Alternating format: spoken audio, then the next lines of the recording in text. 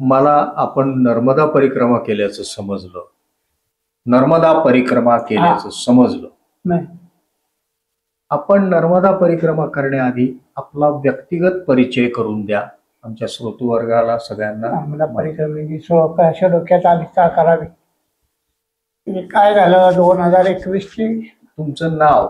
हा, प्रभाकर सोमन जयसिंग. व्यवसाय केटरिंग. व्यवसाय केटरिंग. 40 वर्ष केटरिंग मध्ये व्यवसायात आहे. मला हे सुनबाई पुण्यात असल्यामुळे मी नर्मदेसाठी एकटाच असतो. नर्मदा सेवा परिक्रमा याच्या मागेच आहे आता जास्तीत जास्त.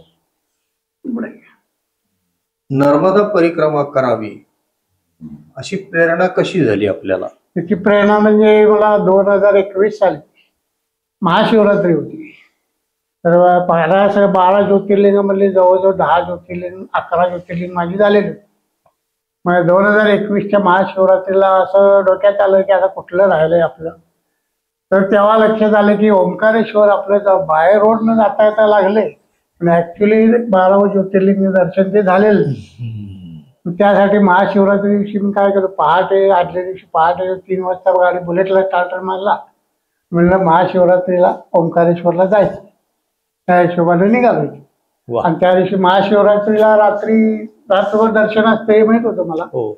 त्यामुळे येतनं आदल्या दिवशी पहाटे 4:30-5ला निघालो आणि जवळजवळ रात्री 2-2:30 वाजता ओंकारेश्वरला पोहोचलो. 18 तास प्रवास बुलेट. 18-19 तास. मध्ये कुठेतरी थांबला नक्कीच असाल जेवणासाठी? ढाब्यावर डाळ रोटी खाली. दुपारची झोप आली तर झाडाखाली झोपणे. शॅक डोक्याला, आकाश पांघरायला, एवढाच दिवशी. बाकी रूम हॉटेल वगैरे ते काय कुठे नाही. डायरेक्ट ओंकारेश्वर. ओंकारेश्वरला पोहोचल्यानंतर रात्री 2:30 वाजता दर्शन होतं. घाटावर मग आंघोळ केली, गाडी लावली एका त्या दुकानवालीकडे. शॅक गाडीची केली, तिच्याकडे दिली आणि म्हणलं दर्शन घेऊन या ओंकारेश्वर. आंघोळ वगैरे स्नान वगैरे आवरून दर्शन घ्यायला गेलं. मस्त रात्री कोण नव्हतं, दर्शन गर्दी होती तरी पण दर्शन 20 मिनिटात झालं. त्या दिवशी दर्शन करून आलो, गाडीपाशी आलो आणि त्या बाईच्या तिथे बाकड्यावर बाहेर रात्री बाकडी मोकळीच होती. त्या बाकड्यावर दुकानाच्या समोर बाकड्यावर झोपलो. सकाळी 6:30-6:30ला जाग आली आणि 6:30ला उठून म्हणलं घाटावर जाऊन बघावं, इकडे दर्शन आंघोळ करावे आणि एकदा चहा घ्यावा. चहा घेऊन परत त्या ओंकारेश्वर मंदिराच्या कमानीपाशी येऊन थांबलो. गाडी तिथेच होती आणि बाकीचे परिक्रमा उचलणारे जे होते आणि उचलायला मुंडन करून चाललेले असे तसे ते लोक रस्त्याने परिक्रमावाले भेटायला लागले तिथं. अच्छा. मग मला त्यातली काहीच कल्पना नव्हती. परिक्रमा हा प्रकार काय आहे. जवळजवळ 20-22 वर्ष बाईकवरनं संपूर्ण भारत 2 वेळा साऊथ नॉर्थ कैलास सरोवर पासून ते भूतान नेपाळपर्यंत सगळं बाईकनं फिरलोय. पण आतापर्यंत नर्मदा परिक्रमा हा प्रकार काय आहे मला काही गंध सुद्धा नव्हता. युट्यूबवर पुस्तकं पण काय कुठं युट्यूबवर माहितच नव्हते काय परिक्रमा म्हणजे काय.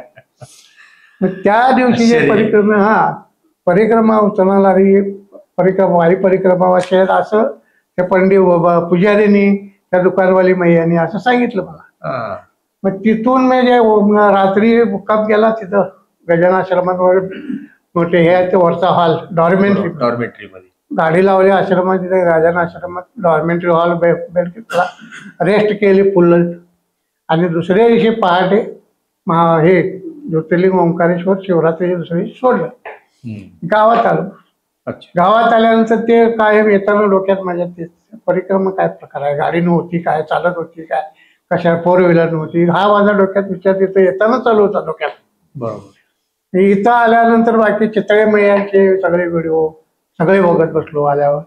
त्यानंतर कोणते जगन्नाथ कोणते हे सगळे बघत. अरे देवा, मला इतके वर्ष मैयानं मला का बोलवलं निजाबाब. बाकीचं सगळं भारत फिरवत बसली, इथे का बोलवले. मग काय नाही म्हणलं. 15-3 आठवडे शिवरात्र महाशिवरात्र झाल्यानंतर 3 आठवडे गेले. उन्हाळ्यात पहिल्या वेळी फुल उन्हाळा मार्च संपलेला शिवरात्र एप्रिलमध्ये जवळजवळ 18 तारखेला काहीतरी मी चालू केलं. मे 7 तारखेला 21 ते 23 परिक्रमा करून पुन्हा. त्यावेळी पहिली ऍक्टिव्हा ही आता गाडी आहे ती मुलीची कॉलेजची गाडी. जवळजवळ 8-10 वर्ष पूर्वीची गाडी आहे. सुरुवातीला म्हणलं मोठ्या कशानं पायी न जाता आपण या गाडीने किती का दिवस लागेल या गाडीनं करूया. त्यासाठी वाडीला गेलो शनिवारी. नरसोबावाडीला संकल्प केला आधी. त्याच्यानं वाटेत मारुती मंदिर आहे, मारुतीला संकल्प केला. तिथून इथे आलो आणि इथून दुसऱ्या दिवशी 18 तारखेला बरोबर इथून ऍक्टिव्हाने पहाटे 4:30ला निघालो. बर. ऍक्टिव्हाने जवळजवळ 24 तास लागले मला ओंकारेश्वरला ऍक्टिव्हाने जायचं. बरोबर. अंतर भरपूर आहे. हा, मोठं अंतर. अशी परिक्रमेची संकल्पना त्यावेळी पहिल्यांदा माझ्या डोक्यात आली. आता ही परिक्रमा करायची तर तुम्ही काय पूर्वतयारी केली होती त्यावेळेस? पूर्वतयारी हा, काय केली? परिक्रमेची पूर्वतयारी परिक्रमेची अशी काय नव्हतीच ना माझी. मला वाटते युट्यूबवर हे समजलेलं सगळं चितळी मैयाच्यात. पूर्वतयारी मानसिक एवढं फिरल्यामुळे माझी मानसिक गाडी मारू शकते किंवा येतो ही तयारी होती. फक्त साहित्य परिक्रमे काय हा घेतलं?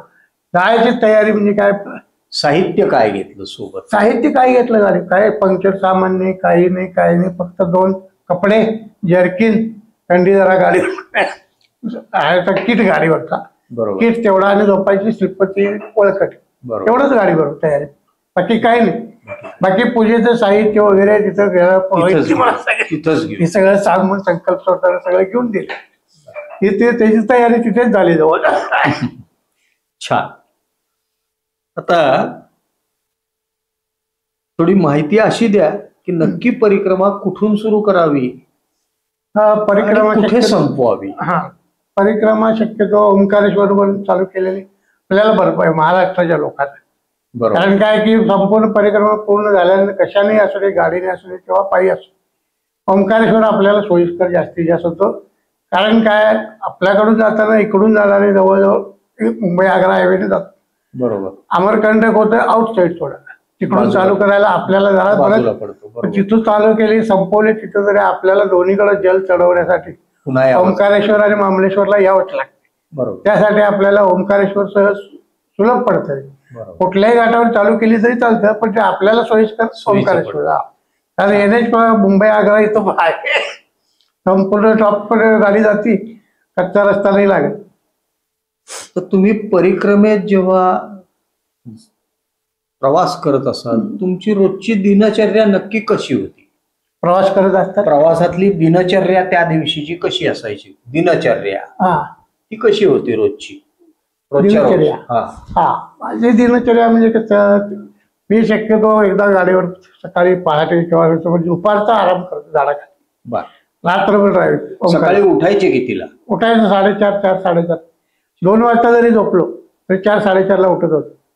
आणि दुपारची शक्यतो 4 तास मी झोप काढतो झाडाखाली. हा.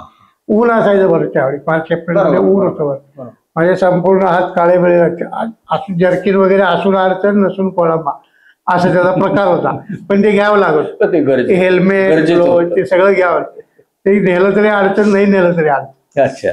त्यासाठी ती दिनचर्या दुपारी जास्तीत जास्त झोप काढणे, रात्रभर गाडी मारणे, हाच माझा प्रवासाचा मूळ आहे. दुपारी शक्यतो उन्हात गाडी नाही. आता तुम्ही ही वाहन परिक्रमा करताना काही अडचणी आल्या का? अडचणी काही आल्या का वाहन? अडचणी जशा म्हणजे प्रवासात मोटरसायकलला हे पंक्चर होणे किंवा इंजिन पार्ट, शक्यतो या परिक्रमेच्या प्रवासाला अशी तेव्हाच कुठलीच अडचण आली नाही. पंक्चर सुद्धा पहिल्या वेळी झाल्या, पण ते मैयाला मला गाडीवरून गेल्यावर मला चालवायचं होतं, त्यामुळे त्या अडचणी मैयाला निर्माण केल्या होत्या असं मी समजतो. तशा अडचणी काही आहेत. आता परिक्रमेचे काय नियम असतात? नियम परिक्रमेचे नियम जवळजवळ सगळे मी युट्यूबवर आणि ह्याच्यावर जगन्नाथ कुंटेच्या ह्याच्यात थोडे त्यापैकी कुठले नियम साधारण व्यक्त? 10, 11, 12 नियम काहीतरी आहेत त्यांचे. त्याचे संतोलन 7 ते 8, 9 नियम पाळण्याचा मी भरपूर प्रयत्न केला. त्यामुळे शक्यतो आश्रमातनं मोबाईल किंवा हे ते जादा नाही, किंवा कचरा न करणे. बरोबर. आश्रमात कचरा न करणे, वेळ तेवढा आश्रमात आपल्याला त्यांना सहकार्य आपलं जास्त व्हावं, बरोबर, आपला त्रास त्यांना होऊ नये असं मी शक्यतो नियम पाळत होतो. सकाळी 4:30ला उठून मैयाच्या घाटावर स्नान. तुम्ही जेव्हा परिक्रमा करत होते तर त्या आश्रमामध्ये तुम्हाला इतर परिक्रमावासींचं काय वर्तन आढळलं? हा, इतर परिक्रमावाच्यांनी म्हणजे भरपूर अनुभव तसा. आम्ही बाईकने गेलेलो, पायी गेलेले जे होते, पायी परिक्रमावासी म्हणतात बऱ्याच आश्रम महाराष्ट्राकडचेच होते, पण ते त्यांनी पायी केली, मी गाडीने केली, हा जरासा हे असतं. हा, भेद असतो. गाडीनं आला की काय गाडीने करायला हवं, असं त्यांचं हे होतं. पण त्यांचं वागणं त्या आश्रमात तरी मला ते वेगळं वाटत होतं, पायी असल्यामुळे. त्यांनी पायी असून सुद्धा असे वागतात, मी बाईकने करत असं. काय वर्तन होतं ते थोडं वर्तणूक म्हणजे त्यांची 11 12 वाजेपर्यंत मोबाईल चालू चालू आहे. रात्री रात्री 11 वाजे आम्ही 8:30 8:30ला झोपत होतो असं गाडीवरून. कोणाचं काय संभाषणाचा संदर्भ देऊ शकाल का, की थोडस काय बोलत असायचे एवढा वेळ, उशिरापर्यंत बोलत होते, तर नक्की काय बोलायचे? हे काय गरजच नाही, वास्तविक नियमात बसत नाही ते. 6:30 जास्तीच्या 6:30 ते 7ला भोजन प्रसारित घेऊन आपण विश्रांतीसाठी थांबलोय. बरोबर आहे. हे बाकी सगळे आपण युट्यूब हे ते फोन करणे, रात्री गप्पा मारत बसणे मोठमोठ्यांना, आश्रमात हे योग्य नाही. त्याचा परिक्रमावासी त्रास होतो. आम्हाला तर होता, पण साधू संत त्यांना कोणी बोलत नव्हतं, त्यासाठी ते चिडतात अशा लोकांना. हा, मग त्या परिक्रमावासींच्या वर्तनात काही बदल झाला का बोलल्यानंतर? आश्रमाचे सेवादार जे कोणी बोलले त्यांना, तर त्यांच्या वर्तनात काही फरक जाणवला का तुम्हाला? हो, जाणवलं, भरपूर जाणवलं. आता परिक्रमेमध्ये तुम्ही ज्या ज्या आश्रमात गेला तिथं कोणी साधू संत संन्यासी हे तुम्हाला भेटले का, आणि त्यांनी तुमच्याशी काही संवाद साधला का? हा, बऱ्याच ठिकाणी मला म्हणजे पहिले म्हणजे तेली भट्ट्यांचे शेराम बाबा ते अत्यंत, मी बाईकने गेला असलं तरी सुद्धा त्यावेळी चांगल्या, पहिल्या वेळी ज्यावेळी गेलो त्यावेळी चांगल्या स्थितीत होते, बोलत होते, हे करत होते. आमच्याशी भरपूर वेळ त्यांची गप्पा झाल्या. आणि पायीवाल्यांच्या पेक्षा मला त्यांनी जास्त काय एवढं जवळ केलं ते मैयाला पाहिजे. शेराम बाबा भरपूर मला म्हणजे सहकार्य केले. रहो इधर बाबाजी, असं तसं भोजन करो, 2-4 दिन ठेरो, असं तसं मला एकट्याला म्हटलं. मी गाडीवरून एकटाच गेलेलो असताना मला ते म्हटले, पायीवाल्याने काय केलं, ही मैयाची कृपा म्हणायची, आपलं काय. नक्कीच. याशिवाय अन्य इतर ठिकाणी कुठले साधू संतांनी काही सांग, याशिवाय इतर कोणते संत? साधू म्हणजे आपले ते धुनीवाले बाबा. अच्छा. हा, नाकोणवाले बाबा, दादा धुनीवाले. हा, ताटवाले बाबा, घुंगरूवाले बाबा, टाटंबरी सारखा. हा, आणि त्या बाबांचं नाव काय, हात दोन्ही वर मैयाच्या पात्रात कुठला घालतो ते एक बाबाजी. संपवलं जवळजवळ 90 80 85 यात शेराम बाबा जास्तीत जास्त सगळ्यात हे भेटले बरेच.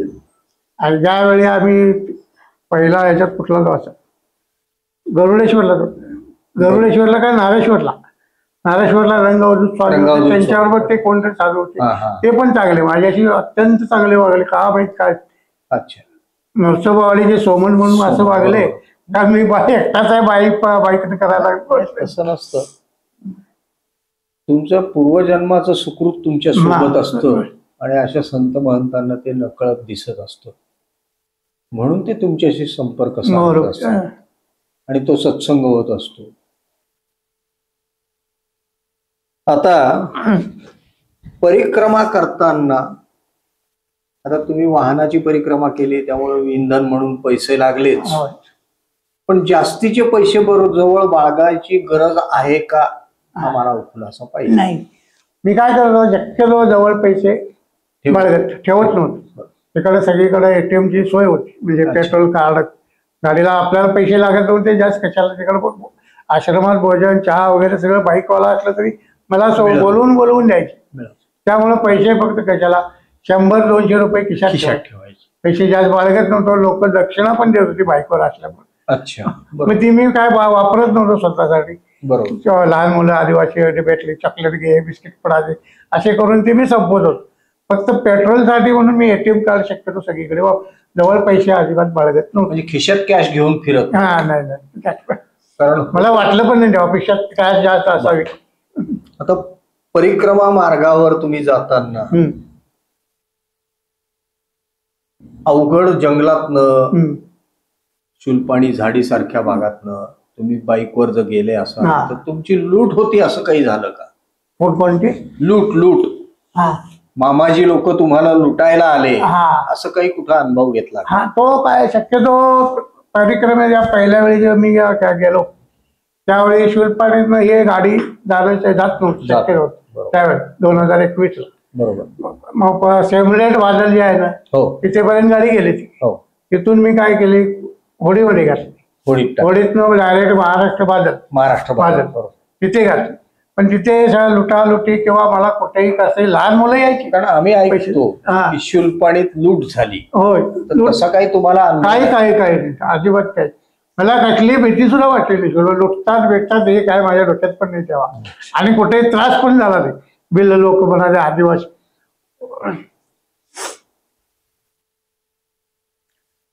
एवढ्या मोठ्या परिक्रमेमध्ये तुम्हाला अशी काही कुठे भीती वाटली का किंवा असुरक्षितता काही वाटली का? भीती असुरक्षितता असं काही जाणवलं का? नाही बिलकुल नाही अजिबात. पहिल्या दिवसापासून ते शेवट परिक्रमा संपूर्णपर्यंत मला मैया ज्या एवढी मागं होती माझ्या की कशाचीही केव्हाही कुठेही मी कुठेही पडत होतो. जंगलात झाडाखाली हनुमान कट्टा दिसला कुठेही झोपत होतो.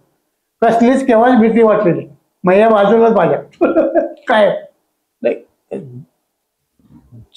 एखाद्या झाडाखाली झोपताना कुठलं जंगली श्वापद माझ्यावर हल्ला नाही करेल अजिबात. अशी काही भीती दर्शन जाणवली? तिथलं झालं आवाज येत होते. नाही हा ते दिसणार आवाज येणार हा, पण आवाज. ठीक आहे पण ते माझ्यावर हल्ला करतील हा नाही ते जरा सुद्धा मला असं केवढं काही भीती अशी कुठेही काही कल्पना आली झालं नाही.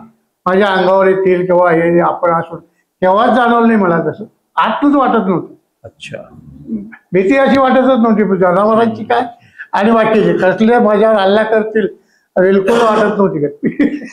त्यामुळे मी बिंदास हनुमान कट्टा बारका दिसला जंगलात आपला तर तिथे विश्रांती घेणार आहात. काही नाही. आता मुख्य प्रश्न असा असं सांगितलं जातं हा. की परिक्रमा एकट्याने करावी. एकट्याने करावी बरोबर. याबद्दल ग्रुपनी परिक्रमा करावी का हा की एकट्याने केलेली जास्त चांगली? नाही, नाही, याबद्दल आपलं काय मत आहे मला स्पष्ट खुलासा. ग्रुपने शक्यतो परिक्रमा ही परिक्रमा होत नाही. मैयाचं कारण नामस्मरण सांगू होत शकाल नाही. की काय होतं त्या नाही नाही ग्रुपच्या परिक्रमेत? शक्यतो जास्तीत जास्त होईल तेवढे एकट्याने परिक्रमा करावी. अच्छा. साडीने असू दे पायी असू दे कशी असू एकट्यानेच करावी. एकट्यानं जे शांती सुख समाधान मैयाचं नामस्मरण एकट्यामध्ये जे होते ते ग्रुपमध्ये बिलकुल होत नाही. गप्पा टप्पा हे ते ग्रुपमध्ये होतं. अच्छा मुळात परिक्रमा नक्की कशासाठी करायची आहे मला हेही काही स्पष्ट होत नाहीये. थोडस सांगू शकाल तर बरं. मुळात परिक्रमा कशासाठी करायची? हा परिक्रमा करायसाठी म्हणजे आपण म्हणतो आता कशासाठी करायची हे साधू साधू सांगून गेले आपल्याला. त्यातलं संपूर्ण 100% आपल्याला मग थोडंफार 10-20% तरी आपल्याला पुण्य मैयाच्या आपल्या कल्याण आपल्या आयुष्याचं लोकांसाठी काय घरच्यासाठी काय ते मैया करतेच कल्याण. पण स्वतःसाठी आपल्याबरोबर पैसा अडका हे ते काही येणार नाही. जे येणार आहे ते मैयाचा संवाद मैयाचे केले परिक्रमेचे हे आणि मैयाचं नामस्मरण हेच आपल्याबरोबर शेवट येणार. त्यासाठी बाकीच्यात कशाचाही रस न करता एकट्यानं करून जास्तीत जास्त नामस्मरण तपश्चर्या आरती पूजा हेच होणं जास्तीत जास्त परिक्रमेत महत्वाचं आहे. आता त्या परिक्रमेत काही अनुभव आले का? अनुभव हा काही आले का? आले भरपूर. पहिल्या परिक्रमेला बाईकला भरपूर अनुभव आले मला. त्याला गोरा कॉलनीच्या शुलपाणीमध्ये उदाहरणादाखल 1-2-4 हो तर उदाहरणार्थ देतो 1-2. गोरा कॉलनीमध्ये हरिकधाम आश्रम आहे. हरिधाम त्याच्या अजून पलीकडे अलीकडे 20-25 किलोमीटरवर साधारणपणे काय आश्रमाचं त्या पहिल्या माझ्या नाव लक्षात नाही आता. बर मातासरच्या पुढे हा हा आणि गोरा कॉलनीच्या अलीकडे छोटाच गाव असं कोपऱ्याला आश्रम होता. बरोबर. मातासरच्या अलीकडे गजानन आश्रम पुढे हा हा झरवानीच्या अलीकडे 4 किलोमीटर काय तर असेल. वडफली असेल हा. झरवानी असेल. हा तिथं ऍक्टिव्हा असं झालं की कम्प्लीट टायर बस पाटला टायर बर ऍक्टिव्ह मागचा बर गाडी जरा सुद्धा चालवायला ना बसून गाडी ढकलायला पण येईना अशी कंडिशन तिथे झाली ती मातासरच्या मागे त्या आश्रमाच्या. बर बर मग आम्ही असं ढकलत चाललो 500 मीटर ढकलायला मला घाम फुटला. जड आहे ती गाडी, टायर संपूर्ण बसल्यामुळे आपलं लगेज मागं मारलेलं बरोबर जड आहे. 500 मीटर पण ढकलून झालं नाही माझा, 15-20 मिनिटं लागली तेवढ्याला.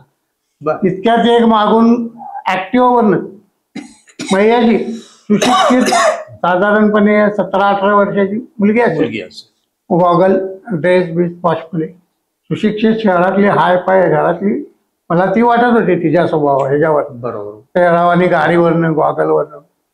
माझं मागं लक्ष नव्हतं काय, मी मागं आपलं ढकलत टाईट लावून घाम पुसत असं बसले. तेवढ्यात ती मागणं आली, गाडी कशी थांबली.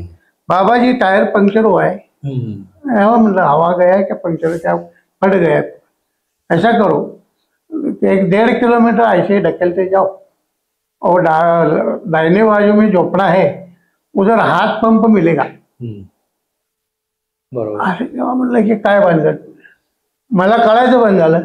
हिला कसं म्हणजे डाव्या बाजूला झोपडे आहे आणि हात पंप आहे, त्यांना हवा मारून बघा. मी विचारलं नव्हतं किंवा पंक्चर झाले, मी सांगितलं तर कुठं आहे काय, असं काही विचारलं नव्हतं तिला. ती आपणहून गाडी कशी थांबली मला सांगितली. मी या 500-1.5 किलोमीटर ढकलत गेलो. बरोबर या साईडला बारकी झोपडी होती, झोपडीत गेलो, गाडी आहे तशी ढकलत लावली. पहिला संपूर्ण घामे घेऊन झालेलो होतो, घाम पुसला, नर्मदे जोरात म्हटलं. तेवढ्याच एक काळी सावळी एवढी एवढी मुलगी आत बाहेर आली आणि तिनं मग पाणी, बाबाजी पाणी लेव पहिले, बहुत परेशान हुए, पाणी लेव. पाणी घेतलं, पाणी पिलो, बसलं आणि त्या मैयाजीला म्हणलं तुम्हारे पास हाथ पंप हवा भरने का है क्या. अरे है ना बाबाजी, मैं देती हूँ ना, पानी पिओ, चाय पिओ, बैठो.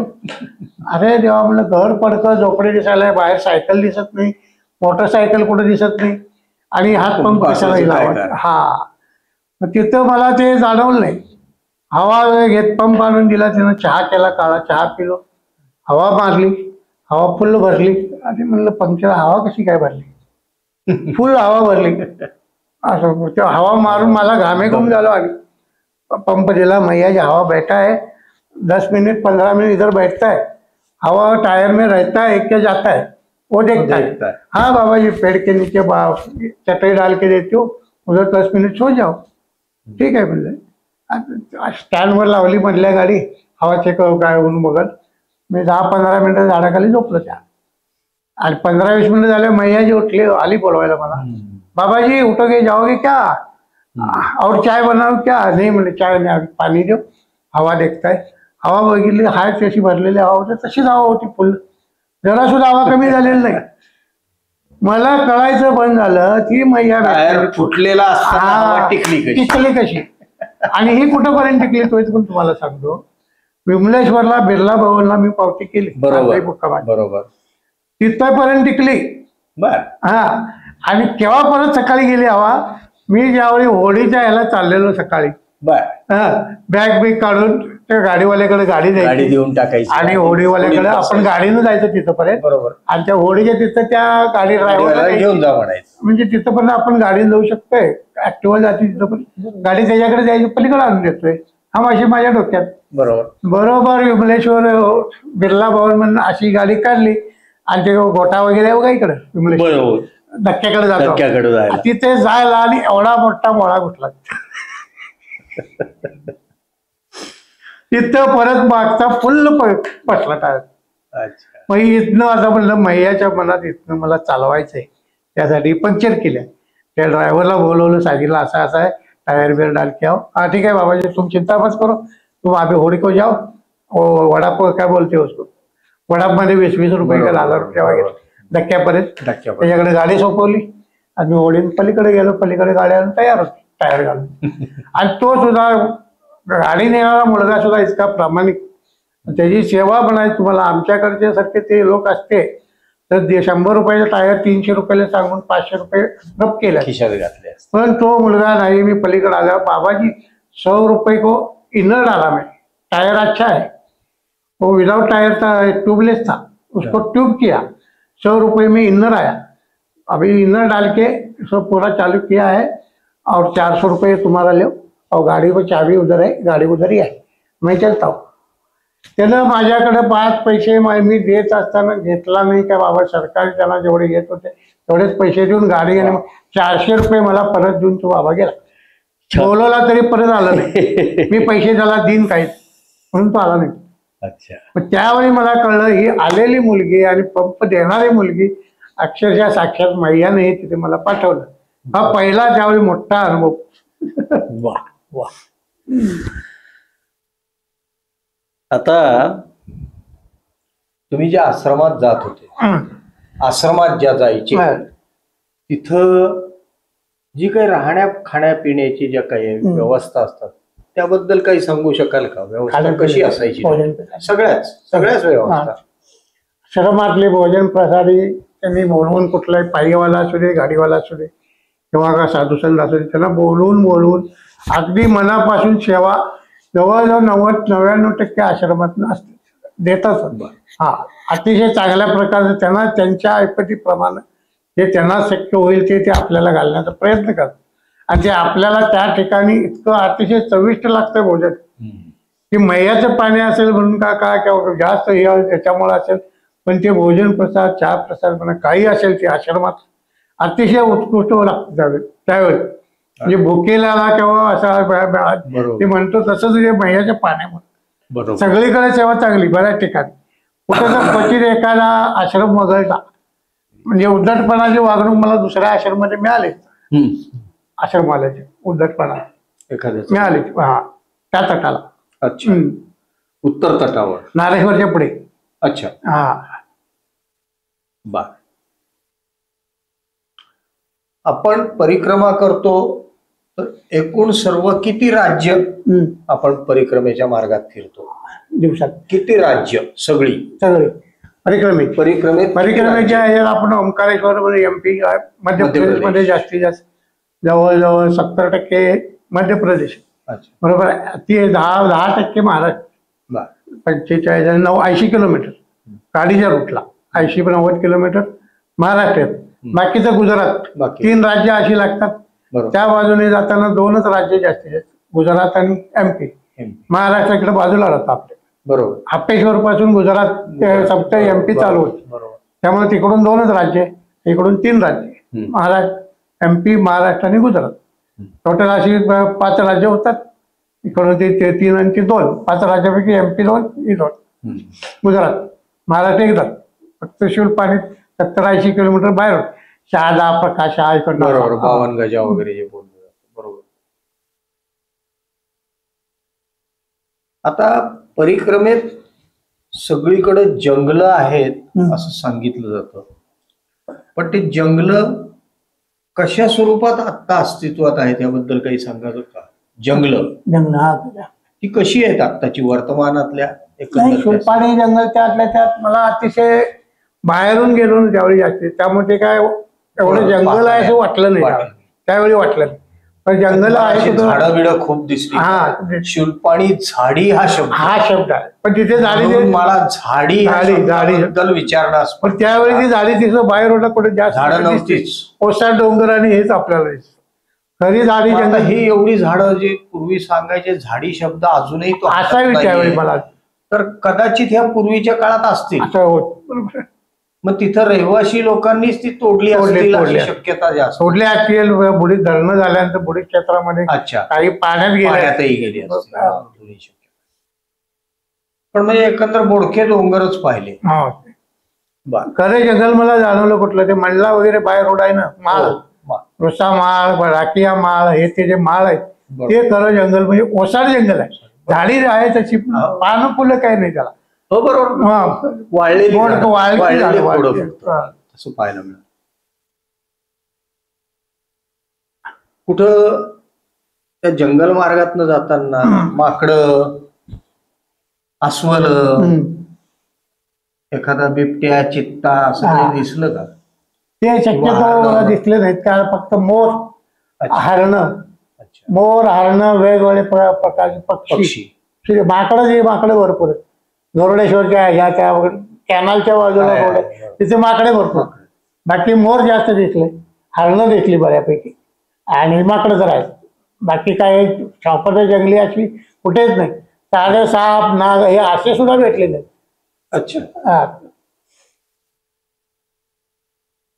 आता परिक्रमा करताना असं कधी मनात आलं का की आता बस झाली ही परिक्रमा, आता घरी जातो, आता ही थांबवतो इतिहास, हा नाही असं काही कधी झालं का? हा नाही नाही, पहिल्या दिवसापासून ते मला शेवटचे दिवस पूर्ण परिक्रमा होईपर्यंत असं एकदाही वाटलं नाही का बाबा इथनं आपण अर्ध्यातनं सोडून जाऊ, बास झाली, केव्हाच वाटलं नाही. म्हणजे फिरायची आणि मला गाडी मारायची हौस जास्त, त्यामुळे हे संपूर्ण पूर्णच करायचे, किती दिवस लागू दे हा माझा विषय डोक्यात.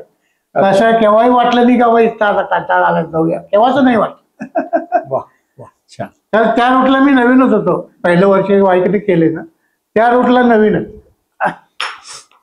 तर परिक्रमा मार्गात कोणी गूढ व्यक्ती तुम्हाला भेटल्या का? गूढ गुड गुड आता शक्यतो गुड म्हणजे मला गाव आठवत नाही. दहीच्या पुढचं कुठलं खुपशी दही करणार रोड, खुपशी दही, हा, पुढं दही, दही दहीच्या पुढचं आपण आपलं काय आता ते काय गावाचं नाव लक्षात नाही आता ठीक आहे, मला, हरकत त्या नाही, हरकत 5-6 वर्ष झाले. पण तिथं अशी गुड व्यक्ती त्याला ती मला वाटली. कारण संध्याकाळी 6:30, 6, 6:15, 6:30 होऊन गेले, जर उजेड नाही जर अंधार पडला अशी वेळ झालेली.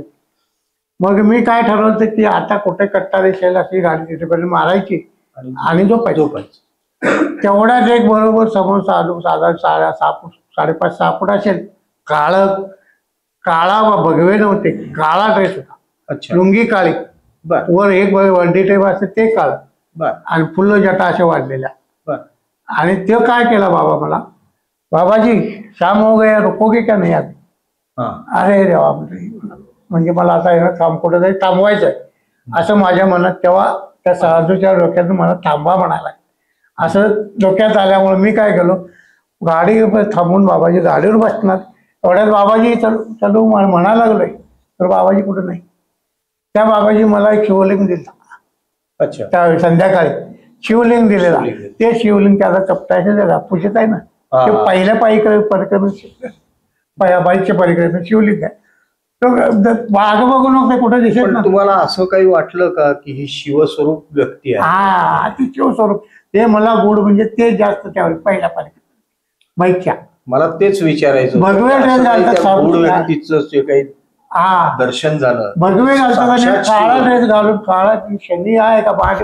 नंतर मी मागं वळून बघतात, मागं कोण नाही. त्यानं दिलेलं शिवलिंग ते चपटा आहे ना इकडे, बरोबर. त्यानं दिलेलं. बरोबर. हा नर्मदेतलं आहे बाबाजी, गेले मागं बघते नाही कुठं लगेच. रोडला मी आहे, तरी रोड म्हणलं तरी 7-8 फूटवर असतं डाबली. बरोबर त्या रोड बघतोय असं एवढं गेला. काय? हा असं तो गुड सगळ्या ज्या आतापर्यंतच्या परिक्रमेत ते जास्त गुड. अच्छा. हा अश्वत्थामा हा. हे चुलपाणी. कुठं दर्शन झालं का? नाही, शक्यतो अश्वत्थामाचे दर्शन होतंय म्हणतात लोक पायीमध्ये किंवा गाडीवर. मग त्याच्या वेळी मी 3ऱ्या वेळी बुलेटने ज्यावेळी गेलो त्यावेळी संकटात होतो अक्षरशः. बुलेटचं वायरिंग झालं हे नंतर पहिल्या परिक्रमेत आपण बरोबर. विषय केला. बरोबर. ही नंतरच्या 4थ्या नंतरच्या परिक्रमेत बुलेटच्या वेळची गोष्ट आहे. हा. त्यावेळी मी भयानक संकट, म्हणजे बुलेटचं वायरिंगचं जळालं. कुठेही कसलाही पार्ट त्या वायरिंगचं मिळणं शक्य नव्हतं. अच्छा. हा, आणि मी बुलेट त्यावेळी का नेलो होतो की शूलपाणी जंगलातून मला जायचं होतं. आतनं जायचं. हा, अश्वत्थामाच्या ह्याच्यात दर्शन देतोय तेव्हा सहकार्य करतोय तेव्हा संकटात असतोय, असं तेव्हा मी सगळं युट्यूबवर ह्याच्यावर बघितलं. वाचलं होतं पाय. पण साक्षात दर्शन असे केव्हा काय, मी संकटात होतो. पण ते अशी 3-4 मुलं लहान आली, ते सांगितली मला, बाबाजी जरा आगे टपरे, ते आता शनी मंदिर आहे बघा, ते हा. आपलं गाव नवीन शहर गोल शनी मंदिर, कोपऱ्याला ओसाड माळ आहे सगळा. हा हा, त्या शनी मंदिरापाशी आल्यानंतर ती मुलं भेटली. बर. 3-4 मुलं होती, लहान लहान होती. त्या गाडीचा कुठलाही पार्ट तिथं मिळणं शक्य नव्हतं बुलेटचा. हा. मग त्या मुलांनी मला सांगितले, ओ टेक उतार के जाओ, इस बाजू में छोटा गैरेज है, हा. वो बना के देगा. अच्छा. हा.